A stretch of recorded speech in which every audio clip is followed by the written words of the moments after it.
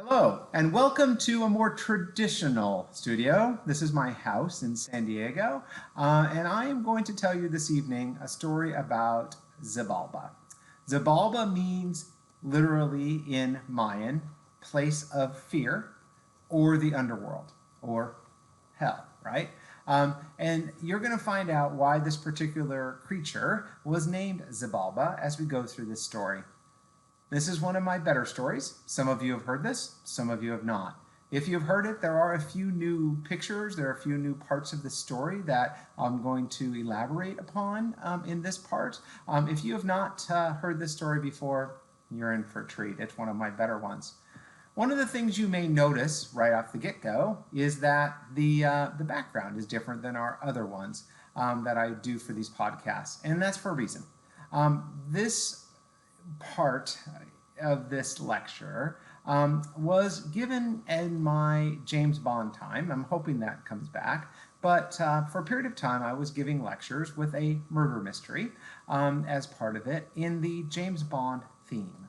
And so I was an agent in Her Majesty's Secret Veterinary Service. So you see me in the background in a tuxedo. You see this is one of those, one of the intros to one of the James Bond movies.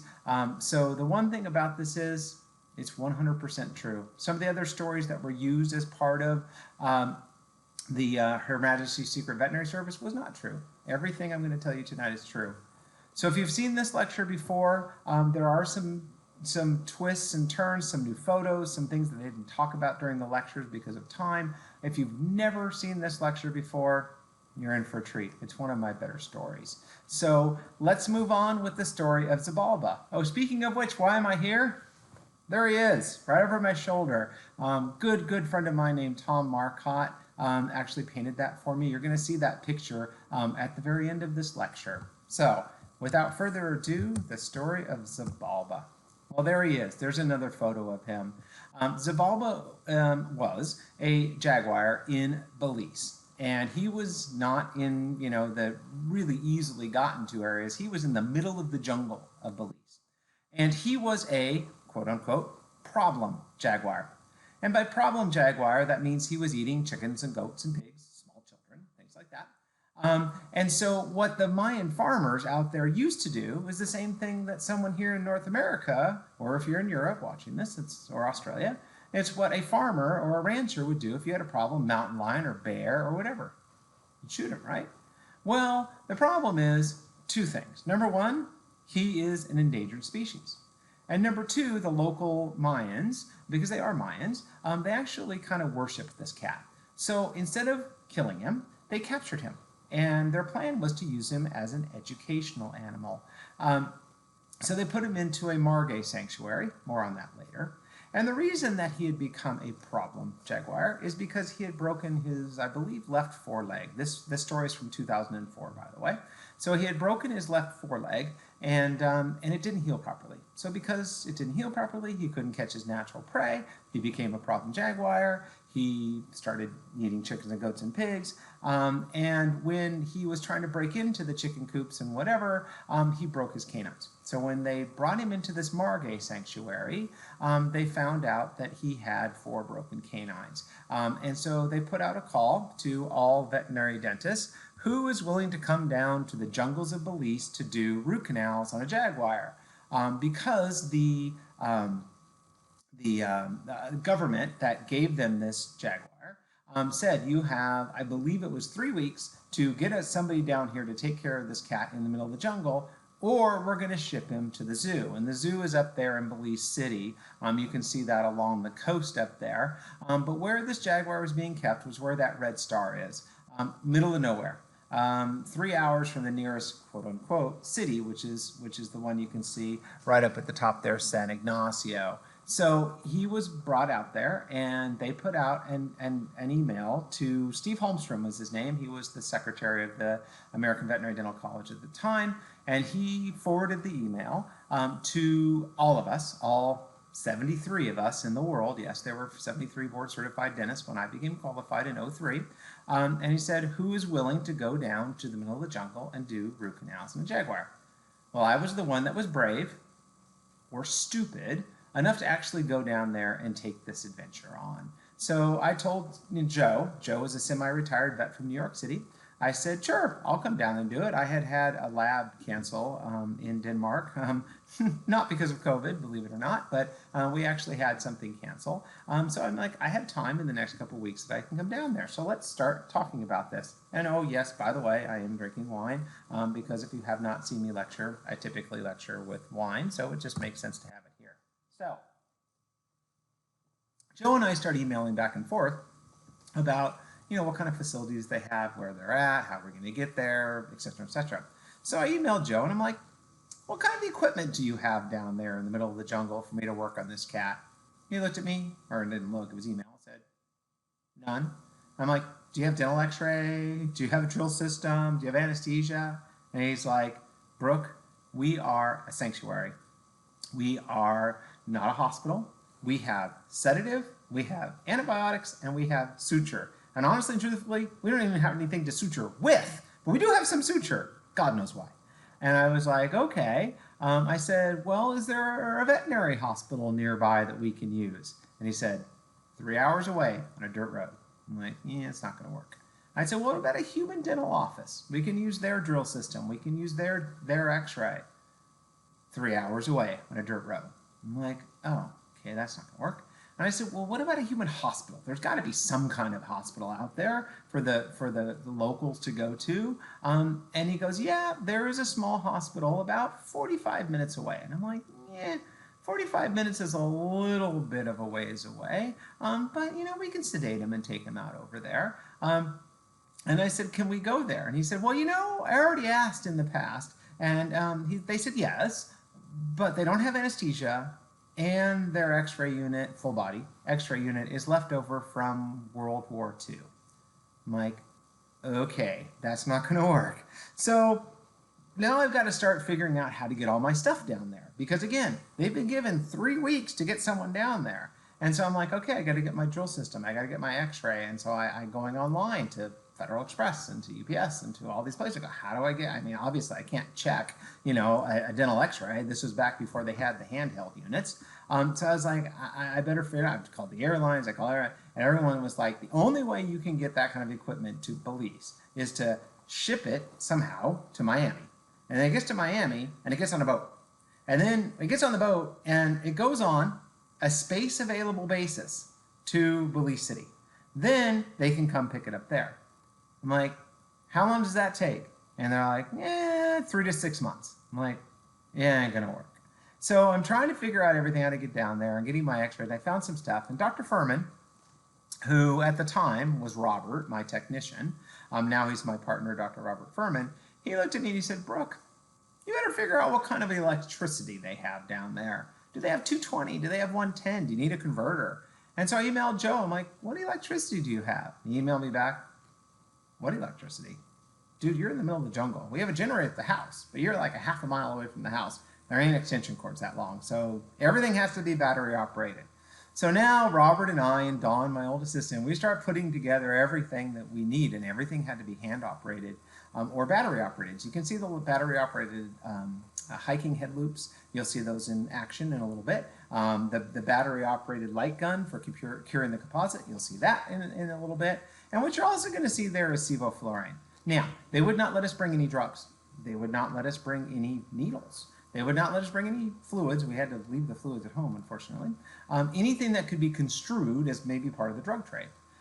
We did sneak in propofol, which we never used. But the one thing that we could do is they could get oxygen from 3 hours away on a dirt road. So they could get 8 E-tanks of oxygen. And so we borrowed Sevo. And luckily for this story, as you're going to find out in a little bit, there was the rep for Abbott at the time was named Regan, and she was an RVT. And she, when I told her about this experience, she goes, oh my God, yes, I can totally loan you Sevo vaporizers and Sevo and all the hookups, to run it to the oxygen under one condition. And I said, now that it comes back in good shape, blah, blah, blah. She goes, no, but I get to come with you. And I was like, oh, well, I don't have any money. I was poor at this point. I'm like, and they're not paying. So if you want to fly yourself down there, they're going to put us up. It's going to be on the floor in the middle of the jungle. She's like, I'm in, which was awesome. So I had help because pretty much everyone else, who doesn't want to fly to Belize and work in the middle of the jungle on a jaguar? Well, most people, when they find out they're sleeping on the floor in the jungle with fertile ants and spiders and all that kind of stuff, almost every technician was like, I'm out. But Regan was in, and she's like, yeah, I'll come. So we made this plan to fly on down there, and this is all the equipment that I brought. And so we actually met in Houston, and then we flew all the way down into to Belize City, where they picked us up in the airport, and we started our adventure. Here we go. I told you about the dirt road. So this is one of the cars. This is the car that they picked up all of our equipment in. And one little quick aside that's pretty funny about getting in is, again, they they said nothing. You can't bring any of this in. And as we were flying in, and luckily, again, Regan is a very attractive woman. As we were flying in, we were looking at the customs forms. And we're looking at it, and it's everything that's worth more than $10, or no, $50. Everything that's worth more than $50 needs to be listed, itemized, on the customs declaration to come in. And I'm like, dude, we have like $10,000 worth of equipment that we're bringing in. We couldn't even bring a monitor in, but we brought so much stuff in that was, the laryngoscope was a couple $100. I'm like, we list all these things. We're going to pay this, or they're going to take it. And she went in and she flirted her way through. It was awesome. It was so good to get through customs. And we got through customs and got our stuff in. So here's getting on the road, and we're following this. And this literally was like 5 hours on a dirt road to the middle of nowhere. And this is what it looks like in the area as we're getting there. So then we arrived, and it was about 5 hours on a dirt road. And just to give you a little bit of background, this is a margay. Margays are about the size of a house cat. They just look like a jaguar or whatever like that. And they are wild cats. It would be kind of like a bobcat or a lynx in North America. And the person, I don't have a picture of her anymore, unfortunately. But the person who started this sanctuary is a really nice British lady. And she, for whatever reason, probably at the London Zoo, she was from London, fell in love with margays. So they're endangered too. And so she set up a margay sanctuary in London. Great. Outdoors in London. Tropical cat in London in the winter. Did not work out real well, I guess. I guess they were getting really sick. So bless her heart, and not in the bad southern way, but please bless her heart. She sold the land in London. I think she sold her house. Lock, stock, and barrel. She moved to the jungles of Belize and bought a plot of land there and built a margay sanctuary. So that's us cruising around. They had about 12 margay, and then they had a puma, an ocelot, and then of course the jaguar as educational animals, because this is a very high tourist area. A lot of tourists go through this area. There's a really nice resort, which I will talk about in a minute, that's really close. So there's a lot of people that would go to these resorts, and one of them actually, not where I have stayed, although I have gone over there, is owned by Francis Ford Coppola, at least was. 5-star resort on a beautiful river, stunning area, and I'll get back to a little bit more of that later. But again, a lot of well-to-do North American, European people would come, and so they had a sign, and people would come, pay a few bucks, and that would help fund taking care of it. So that's a margay, obviously eating. And so then we went down, and we met Zabalba. So there's Zabalba. And he is not real happy to see me. Remember, he was a wild cat 2 weeks ago. He's mad about being in this cage. He's literally striking at me. He's like that evilest cat that you've ever dealt with. And he is literally trying to come out and eat me through this cage.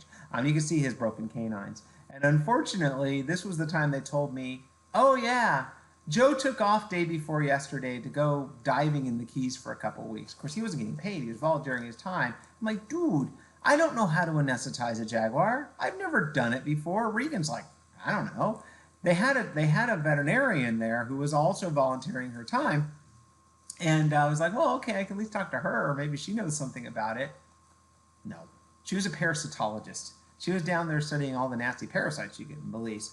And when she walked in to introduce herself, she's like, oh, That's what gas anesthesia looks like. I'm like, all right, not getting any help here. So luckily they had internet, and I'm texting, and I'm like, and again, you guys have ever, watched Apollo 13? Is that the one where the rocket scientists are all in a room and they're like, putting everything together, and like, we need a CO2 scrubber and we need to put this together, and they basically wake them up in the middle of the night and dump a box of stuff in there and go, this is how you make it, this is what they have. That was me trying to figure out how to anesthetize this cat. And emailing my friends, what doses do I have, and all that kind of stuff. We had nothing at all to anesthetize this cat. I have no idea how they had planned it or how they got him in the first place. I think the way that they get them in is that the government comes in, the Fish and Wildlife people come in and actually do the sedation and all that kind of stuff for them, so they don't have to do it. But obviously this was kind of non-sanctioned. So I came down in here to do the work. And so I finally figured it out. So that's a pool cue.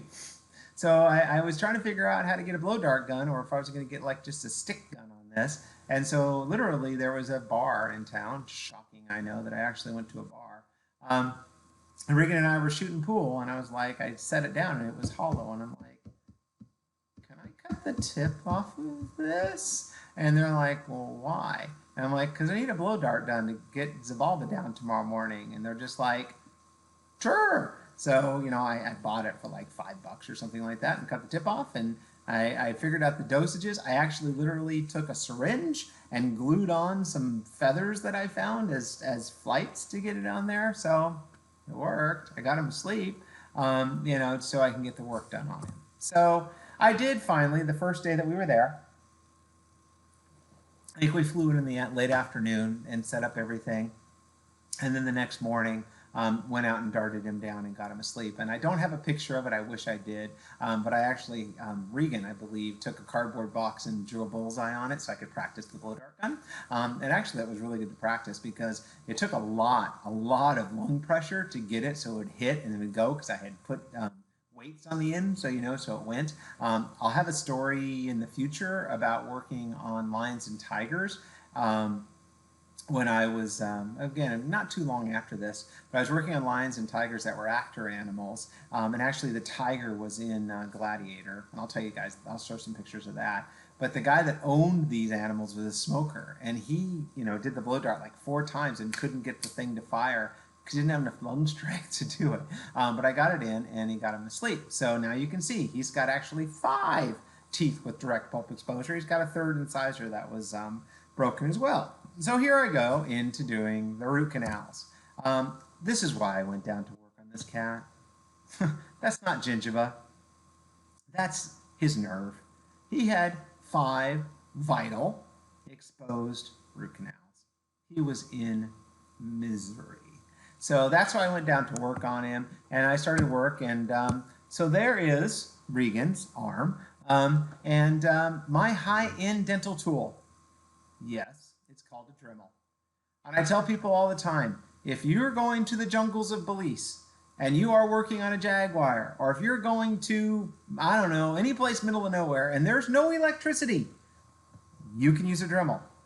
If you're working in any place that has electricity, you need a high-speed system.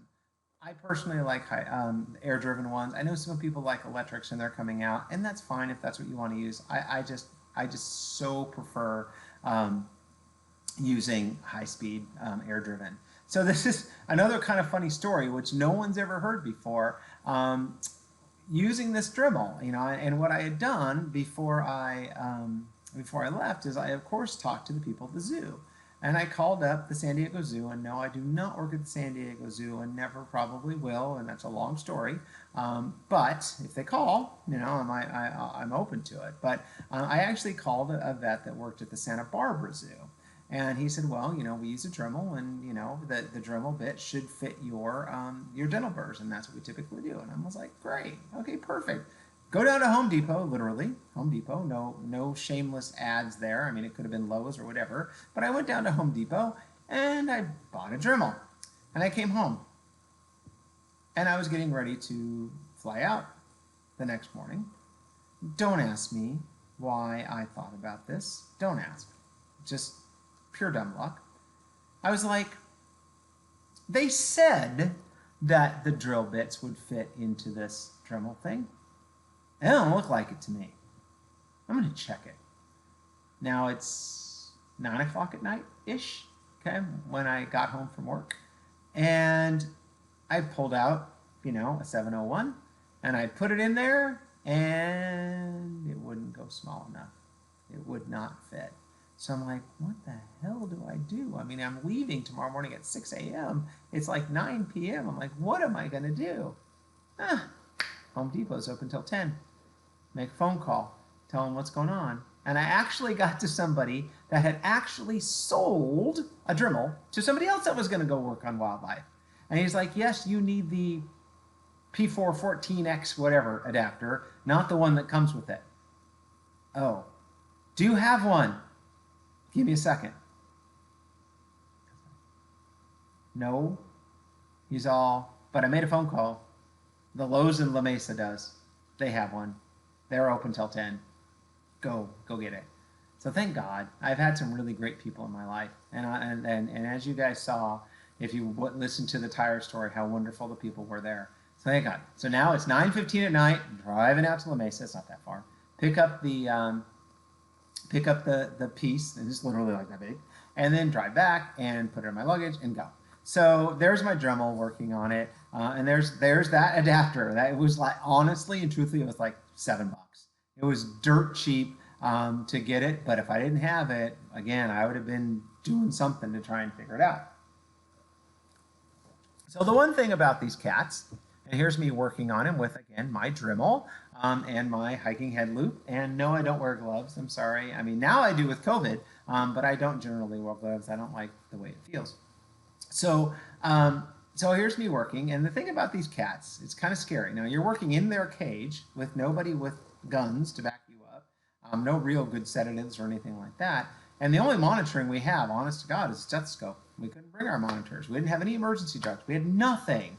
And we're working on this cat. And these cats breathe once a second.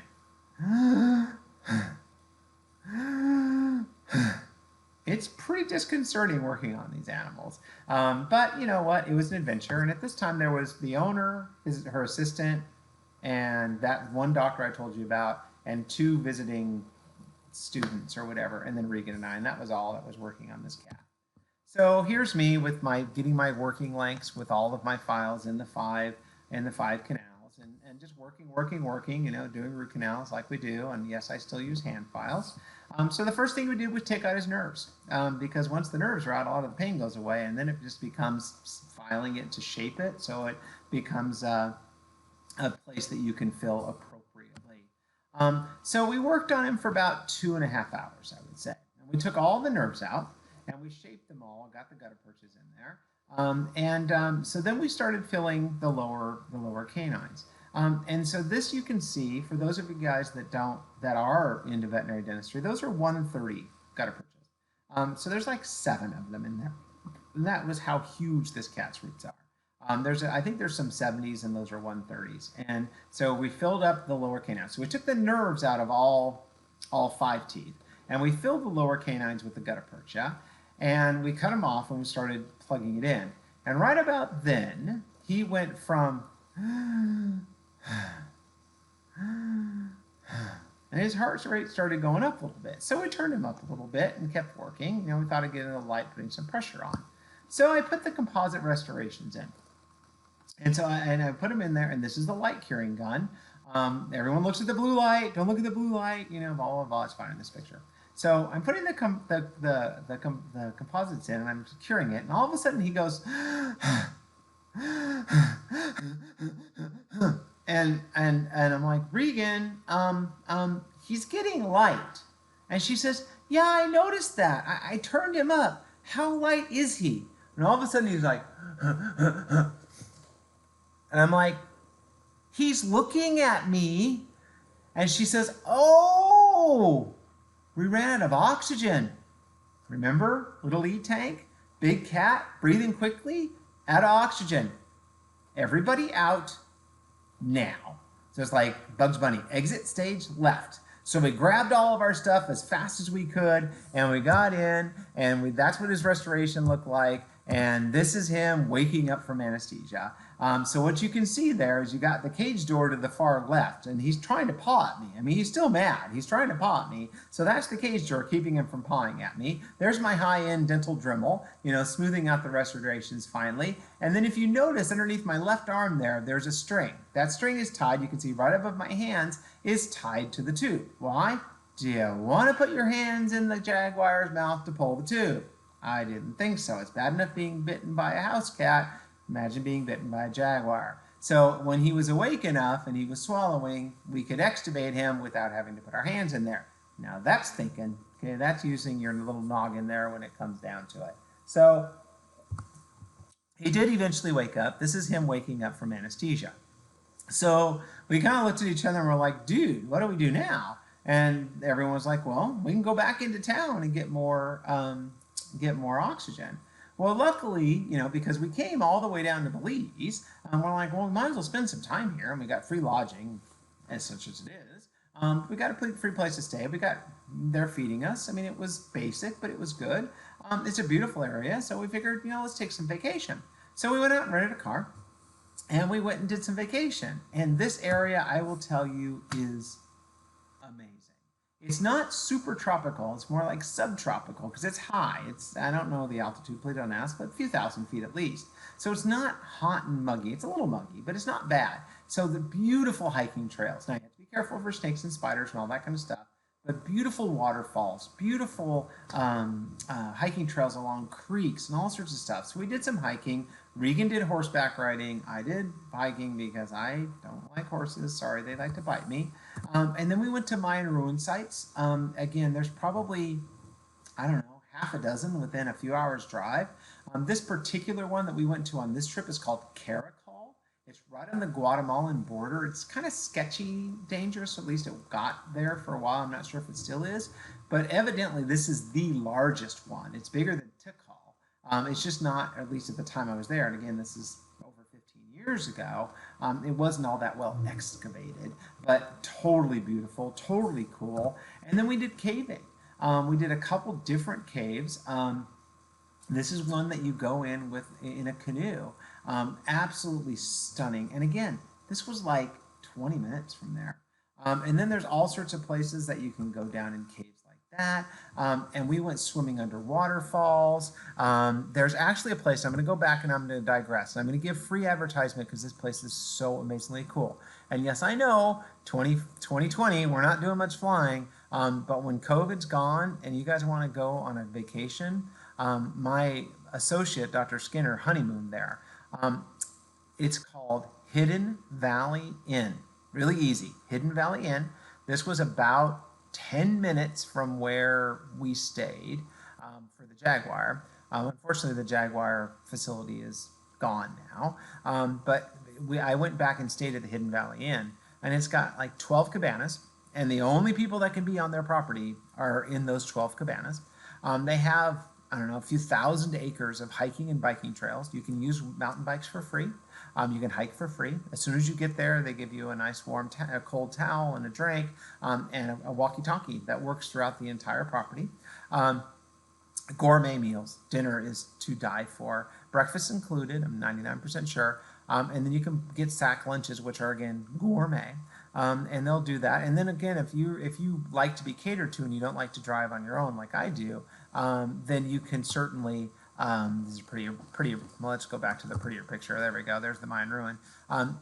They'll drive you wherever. I mean, they'll take you in a van. They'll pick you up at the airport in a van. They'll take you there. They'll take you to the Mayan Ruin sites. They'll take you caving. There's actually a butterfly sanctuary there, which is beautiful as well. There's several different Mayan sites you can go to. But hiking along there, and there's other trails too. It's not just their trails, but there's tons of trails that you can hike on theirs. One of the really cool things you can do at Hidden Valley Inn, don't ask me what it is now, but 15 years ago it was $100. They have 2 waterfalls that you can rent for the day, and they have a little do not enter like on the main trail that goes by it, and then you go down this little thing. You're totally secluded. No one can see you down there, and you could rent the waterfall. And they have a cabana with hammocks and all that kind of stuff that you can chill at. Along with that comes a bottle of champagne.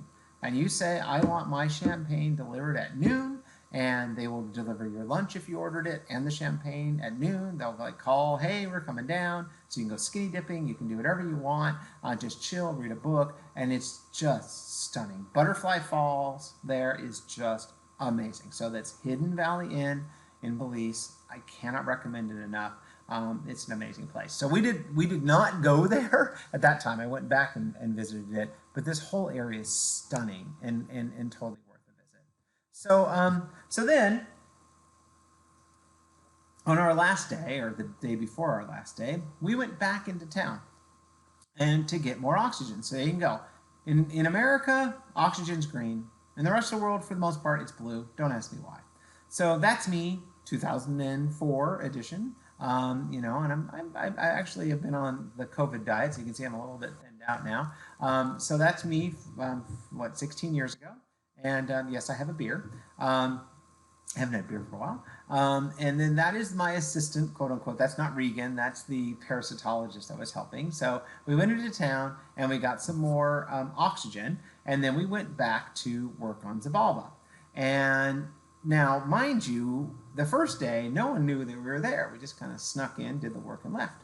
Well, the problem was, now we've been there for a week, and we've been to all these sites, and we've been to the bar. I actually got my hair cut there. Now we went to the bar, we went to the restaurant, we went to the Mayan Ruins sites, we went to the butterfly farm. Everything that was local, and it's a tiny little town area, a bunch of farmers. Well, then by the end of the day, or by the end of the week, everyone knew that we were there. And again, like I said, they kind of worship this cat, and not much happens in this town. So the last day that we were there to finish him, we had 100 Mayan farmers and their families there watching us work on Zabalba. Real fun working with an audience, right? Not at all. And so all these people are watching me. I darted him back down, and I went to work on him. So I finished up his root canals. And, the nerves were already gone. Most of the shaping was done, so it didn't take that long to do it. We did buy an extra tank just in case I ran into complications. But I went ahead and finished up his root canals, and I'm like, okay, let's wake him up. I'm done. I want this cat awake. Again, no pre-op blood work, no monitoring, no nothing. He was a young cat, which was good. And I'm like, and everyone was like, no. I want a picture with Zabalba. I want to put my head in his mouth and take a picture. And I'm like, dude, I want this cat awake. So everyone kind of runs into the room and is taking pictures with Zabalba, and I'm like, dude, I want him awake. I couldn't get close to the cat. Some people brought clay, and they were taking paw prints. I actually have one, it's kind of cool. But I'm like, dude, I want this cat awake. And poor Regan's over in the corner going, I can't see the cat. And now, luckily, they're all about 5'4", and I'm 6 feet tall. And I look over him, I'm like, Regan, is he breathing? Now, mind you, I took a picture of his post-op restorations, and within 5 minutes, he's gone from fine to not breathing. And I'm like, okay, push everyone out of the way, grab her stethoscope. There's no heartbeat. He's dead. He's in arrest. He died. In that 5 minutes, they were taking the pictures. So I'm like, all right, throw him on the ground, start doing CPR. Now again, luckily Regan was an RVT or LVT or whatever, CVT, whatever it is, but she was a technician. And so we were doing CPR, and I'm doing chest compressions, and she's doing the ventilation. We had used xylazine, so we had reversed that. But we had no emergency drugs. We had no fluids. We had no atropine. We had no epidural. We had nothing. And so I'm doing this in 30 seconds of chest compressions with 100 people watching, right? Chest compressions, nothing. Okay, go back to work. 30 seconds later, about a minute of CPR. I've got a heartbeat back. It's slow, but it's there. He's heart's beating. So he's not breathing. He's not breathing on his own. So I'm like, Regan, you got to stop breathing for him because he's blowing off all his CO2 and he's not gonna breathe. And she stops breathing. Well, what happens when she starts breathing? It stops breathing for him. His heart rate starts going down. He starts turning blue. Okay, fine. So stimulate, right? So I'm rolling him over, getting that riding reflex, pulling on his tail, nothing. I poked his eye, getting that vagal response, nothing. I took a needle. I didn't know this was an acupuncture point, but I took a needle and I shoved it up his nose, figured it would hurt really bad and stimulate him. Nothing. And so this guy there, his assistant, really nice guy, goes, Dr. Brooke, we have Dopram. Why the heck do you have Dopram? He's like, I don't know. We have Dopram. I'm like, get it. So he goes running back. It's like almost half a mile back to like the main place from where we're at. He goes running back there as fast as he could. He comes running back. Dude, that was a long 6 or 7 minutes. I swear he could have won the Olympics as fast as he ran. And he came back and I gave him the Dopram. I have no idea what dose I gave him. I gave him everything we had, which wasn't much. Gave him the Dopram. Nothing. So I'm stimulating, going back to work, and he's just not waking up. And everyone's like, what are you going to do? What are you going to do? What are you going to do? And I'm like, dude, I certainly didn't come down here to kill an endangered species in front of a spectator audience. I mean, I don't know. The great American veterinarian comes down and kills an endangered species. And I'm like, I don't know. And Regan's like, what are you going to do? And I'm like, I don't know. And so finally I'm like, he's a boy cat. So I reached down between his legs, I grabbed his testicles, and I went, ugh! And he goes, ugh! And he was up, man, and he was mad. He was up like this. All of his drugs were gone, remember? All of his drugs were gone, everything, and he was gone. And I was like, dude, I was grabbing that tube, running out of the room and slamming it. He was awake like that. And I'm like, I'm like, well, he's awake. And everyone's like, dude, is it normally like that? I'm like, no. So I was like, oh, thank God. So this is him that night. He actually woke up like this. He ate dinner after his near-death experience and did wonderfully as far as I can tell. Now, as far as I know, this is what I was told, and their records are not great. Eventually, it shut down. The place shut down for lack of funding or whatever. I never got the full story from the owner. I did actually communicate with her years down the line when I was going to come back, because I wanted to come visit. But it was closed by then, and that was 2009. So so obviously it had not lasted all that long. But from what I was told, he was shipped to a zoo in Pensacola, Florida, the Gulf Breeze Zoo in Pensacola, Florida. Now again, jaguars probably don't live 20 years, and he was probably 2 at the time. So I think he's probably passed on, and we didn't know. But he did great. He woke up and he did wonderful that night. So it was one of the more stressful things that I have ever done. So Regan and I went down to the local bar, well, actually down to the local liquor store, and we bought a case of beer, and they sold bottles down there. And this is actually a public waterfall. I mean, you could just walk right to it. I mean, you have to walk maybe 200-300 yards from the parking lot. It's about, I don't know, 15 minutes from the Hidden Valley Inn. The Butterfly Falls is 10 times this pretty. It's a lousy picture because it's shot with a disposable camera and then a picture taken of it. But that's me 15 years ago-ish, with a beer under a waterfall. The water is cold. Oh, by the way, it's probably like 40 degrees, so it is bracing. But you can dive into it. It's really pretty. So it's an area that I would like to go back to do at some point. So to finish up the story, I came back to, I'll get back to Zabalba, and if you don't notice, there you go, there's the photo that Tom painted from. If you guys want some wildlife art, Tom is amazing. Send me an email. He doesn't do it anymore because it's hard being an artist. There's a reason that they call them starving artists. He is amazing, but there's just, can't make a living, so he's designing websites. He's a good old friend of mine, amazing artist, amazing. But I came back and I was lecturing at a tech school where the training center used to be at Mesa Junior College. And I told the story about, doing the testicles thing. And this old practitioner, I mean, he had retired like 15 years before. He was probably in his 80s.